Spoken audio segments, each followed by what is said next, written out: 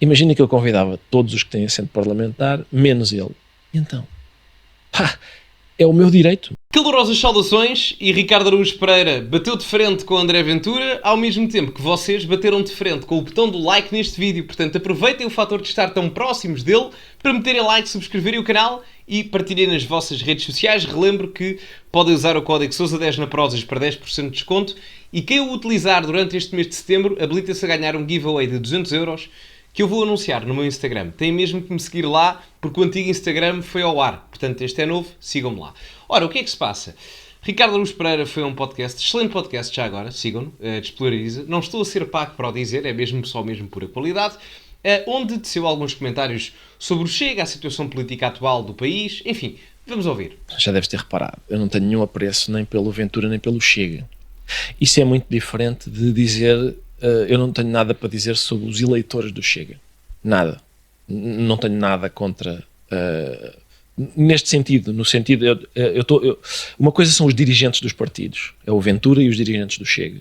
E os deputados. Outra coisa são os eleitores. Até porque os eleitores vão variando. E há outra coisa que é... Eu sei por experiência própria o que é votar num partido apesar do que eles dizem e não por causa do que eles dizem. E, portanto... Há eleitores do Chega, não são todos iguais. Há eleitores do Chega que votam no Chega apesar do que eles dizem, não por causa do que eles dizem. Também há os que votam por causa do que eles dizem. Mas acho que há vários tipos de eleitor de Chega. E não é sobre esses que eu falo. Eu não tenho apreço nenhum, é pelos dirigentes do Chega e pelo André Ventura. Em parte, o que ele diz aqui, eu não estou em desacordo total. Quando ele fala, já vamos à parte dos dirigentes, mas... Na questão dos eleitores, eu não estou em desacordo com ele. Até porque se eu estiver em desacordo com ele, eu sou honesto, eu não sou o maior fã de partidos políticos. Nós em Portugal vivemos numa democracia, certo, mas antes dela ser uma democracia é mais uma partidocracia. Porque numa democracia quem manda é o governo, quem manda é o povo, que é o governo do povo, é o que significa democracia, mas na verdade quem manda no país são os partidos. Portanto, isto assemelha-se muito mais a uma partidocracia. E eu não sou grande fã dos partidos em si. E normalmente, quando eu voto, das vezes que votei, é mais na ótica de qual é que é o partido com o qual, dentro da partidocracia, eu desgosto menos. Porque a partidocracia em si eu não a aprecio tanto. Portanto, eu nesse aspecto não estou em desacordo com o Ricardo Araújo Pereira. Compreendo perfeitamente, porque a mim também já me aconteceu e tenho a certeza que na maior parte do eleitorado português é isso que acontece. Vota no menos mau, não propriamente no melhor. Agora... também não acho correto da parte dele, quando ele coloca a questão dos dirigentes do Chega, colocar todos os dirigentes da mesma forma. Ou seja, da mesma forma que há diferentes tipos de eleitorado, também há diferentes tipos de dirigentes. Eu compreendo que nem toda a gente seja boa, mas também nem toda a gente é má, não é? Portanto, e eu acho que é isso que lhe falta nessa análise, não é? A diferenciação é boa, mas dentro da diferenciação que ele faz, também há mais diferenciação. Portanto, eu olho para aquela bancada de 50 pessoas e o que eu vejo, quer dizer, eu acho aquilo indefensável, sinceramente. Aquele comportamento de viking em que alguém se levanta para falar e eles começam a gorda, ou fufa, ou esse tipo de coisa. Isso parece animalesco. E é uma espécie, é uma inauguração de uma nova era ali. Mas já havia muito mau comportamento antes do Chega. Mas o mau comportamento que havia antes do Chega, este tipo de coisa que eu acabei de descrever... Ao gordo, acho que não. Não.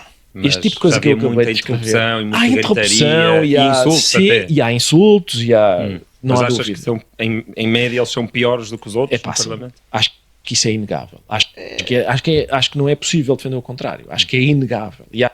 Aqui ninguém vai, atenção, desculpem só interromper aqui, ninguém está aqui a dizer que dizer ao gorda ou vaca, como a Isabel Moreira se queixava e etc, é uma coisa boa a educação. Não, isso é péssimo, e se o fazem, por amor de Deus, estão no Parlamento, tenham respeito para com os outros e principalmente para quem vos paga o salário, seja de que partido forem, não é? Portanto, ninguém está a dizer isso.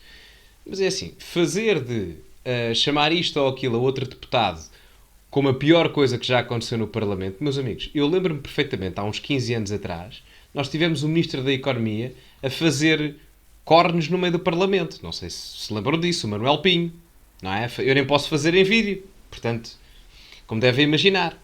Tivemos o Sócrates, aliás, não foi o Sócrates, Não foi o Sócrates, foi a virar-se para o Louçã e dizer Manso é a tua tia, pá.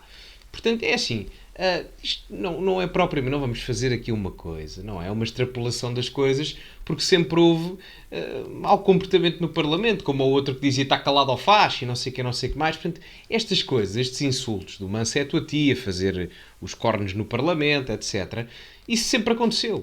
Pá, não estou a dizer que é correto, muito pelo contrário.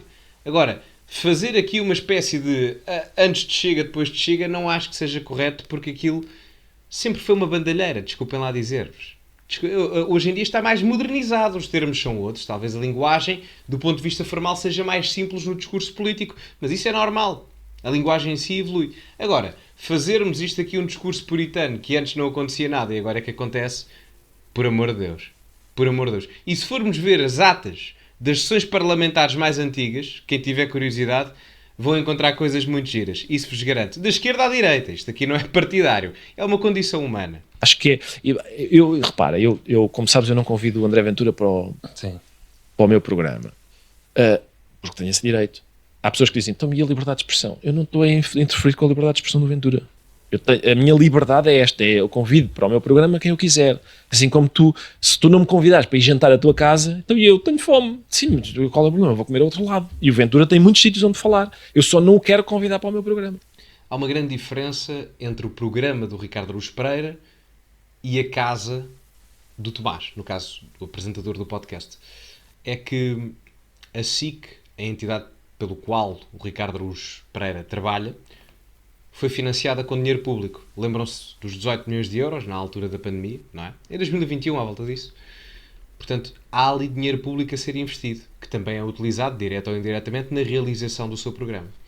Ora, se há dinheiro público ali investido, mesmo que não seja um canal de televisão público, há essa obrigatoriedade para com os eleitores de todo e qualquer partido. Se me dissessem, é um canal completamente privado, não há financiamento público absolutamente nenhum, nem nunca houve, então nesse aspecto, tudo tranquilo, fazes o que tu quiseres. Da mesma forma que andavam a criticar o Tiago Paiva porque só tinha entrevistado o Ventura e não tinha entrevistado mais ninguém, e aí acho bem, o canal é dele, faz o que ele quiser. Agora, estamos a falar da SIC, que no caso recebeu a maior quantia, no caso foi o grupo empresa ao qual a SIC pertence, recebeu a maior quantia de dinheiro público na altura dos 18 milhões de euros durante a pandemia.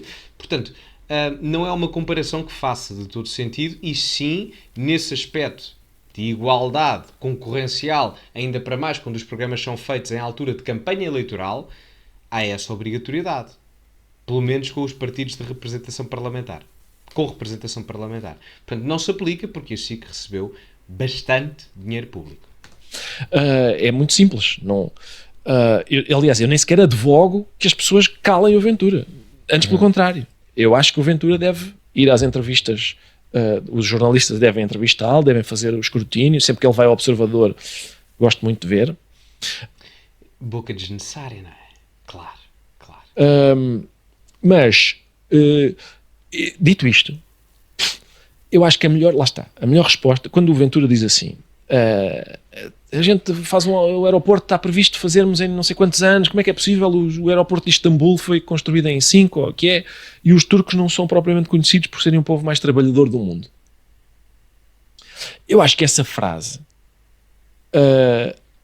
deve ser, eu acho que uma dos melhores estratagemas para reagir a essa frase é o escárnio. Eu gostava de ter visto escárnio, gostava de ter visto, senhor deputado, como é óbvio, nós conhecemos todos a sua ética profissional, não é? Os turcos não são o mais trabalhador do mundo. Agora, o Soutor, que foi conhecido pelo país pelo trabalho árduo de estar a discutir penaltis e fora de jogo com o Aníbal Pinto, a gente sabe que o senhor leva a sério, mostra as mãos, devem estar cheias de calos e... estás a perceber? Esse tipo de... Eu preferia uma coisa assim, quer dizer, não, a frase, repara, quem é o povo mais trabalhador do mundo? Quem é o menos trabalhador do mundo? Tens ideia? Por exemplo, os turcos, especificamente os turcos que a seguir à Segunda Guerra Mundial emigraram em massa para a Alemanha, e a Alemanha agradeceu muito, e foram eles que ajudaram a... Ricardo, por amor de Deus, na década de 80 o governo alemão andava a fazer propostas de políticas públicas para retorno automático desses imigrantes turcos de volta para a Turquia, porque já nem sequer era vantajoso do ponto de vista económico. Portanto, podem ter ajudado, mas esse lubriar todo simplesmente não é verdade. É falso, desculpa lá. É falso. Outro aspecto. Se vamos condenar, ou vamos por partes, é legítimo não gostar da forma como o Ventura disse essa questão dos turcos e etc. Eu pessoalmente também acho que para justificar a construção do aeroporto também não era propriamente o melhor argumento. Agora, nós utilizarmos isso como forma de justificação a não termos um debate com essa pessoa é ridículo, porque no teu programa também já esteve a Mariana Mortágua, que andava a gritar no meio da Avenida da Liberdade a desejar a morte ao ex-presidente brasileiro, não é? A dizer que ele devia estar ao pé do Salazar. Não era aquele cântico de ao meu rico Santo António, ao meu santo popular, leva lá o Bolsonaro para o pé do Salazar. Não é? E por mais discordâncias que se possa ter com o Bolsonaro, é completamente legítimas, mas andar a desejar a morte no meio da Avenida da Liberdade, numa manifestação a um presidente de outro país, por essa ordem de ideias, a Mariana Mortágua também não poderia ter estado no teu programa. Se isto é uma razão, a questão dos turcos, não é? Portanto, a razão do presidente brasileiro, ou ex-presidente brasileiro no caso, também teria que ser aplicada à Mariana Mortágua. Portanto, não faz sentido, é extremamente incoerente um lado e o outro. E a questão dos turcos depois é facilmente refutável. E ninguém diz que não tenham tido importância. Tiveram, efetivamente. Mas houve consequências adjacentes a isso. E não é essa a questão. E mesmo assim, o que é o mais trabalhador do mundo? Isso não é mensurável. Portanto, quer tu, quer o Ventura, no caso, estão ambos errados. Não sei se estão a perceber. Em diferentes aspectos, mas estão ambos errados. Construir aquilo que a Alemanha é hoje, eles não são o mais trabalhador do mundo. Quem será? Não... Provavelmente um dos povos, não vou aqui especificar, mas onde o trabalho infantil ainda existe de forma massificada, que não é o caso na Turquia, por exemplo, mas em países da Ásia isso ainda é bastante comum, portanto, e isso não é uma coisa boa, não é? Portanto, como devem imaginar, mas enfim, estatisticamente nem sei se há uma estatística para isso. Agora, ele dizer que é a Turquia só por causa do que o Ventura disse, não é verdade. Aquilo não interessa muito.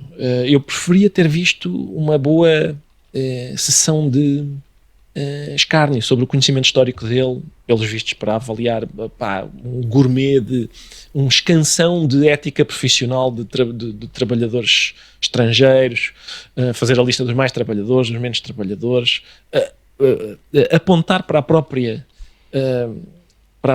ética de trabalho do Ventura e para a maneira como ele ganhou a vida. Eu preferia isso. Eu acho isso mais produtivo do que é isso. Eu prefiro que, em vez de nós dizermos estou tão ofendido com o que tu disseste, que a gente sejamos nós a atacar. Despolariza, bro. Somos nós. Não, mas acho que há lugar também, principalmente nos relacionamentos mais pessoais, a dizer fiquei magoado com o que tu disseste. É imprevisível, sim senhor. Mas então vamos dar um passo atrás e voltar rapidamente ao assunto do não convidado André Ventura. Eu não quero saber quais são as leis, quais são as regras, se alguém fez queixa, nada disso. Eu só te queria perguntar se... Fazem queixa continuamente. Sim, mas isso não me interessa. Interessa-me saber a tua noção ética das coisas. A partir de um certo tamanho de canal, não é, de visibilidade, será que moralmente, independentemente dos direitos que tu tens ou não existirá um dever para com a população de representar um bocadinho todos? Eu não sei o que é que o Ricardo Aruz Pereira aqui vai dizer, mas eu respondo já. Eu não acho que ele tenha um dever, independentemente do seu tamanho, tenha a maior audiência do mundo ou a mais pequena audiência do mundo, eu não acho que ele tenha essa obrigatoriedade.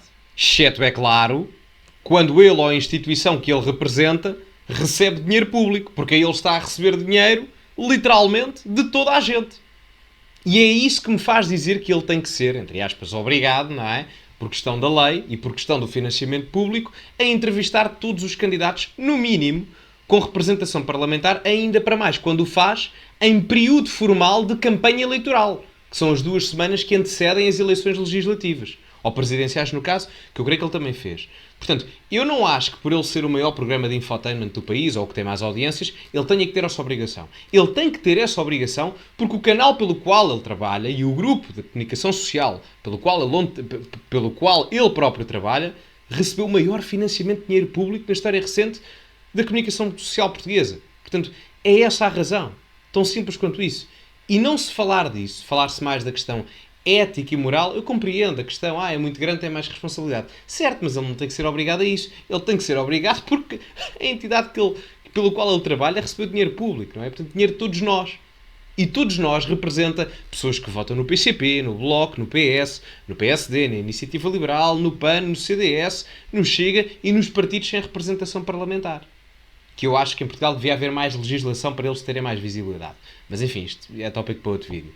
Vamos continuar. Não sei o que é que ele vai dizer aqui, mas vamos ouvir. Eu acho que nem que eu estivesse num canal público eu tinha esse dever.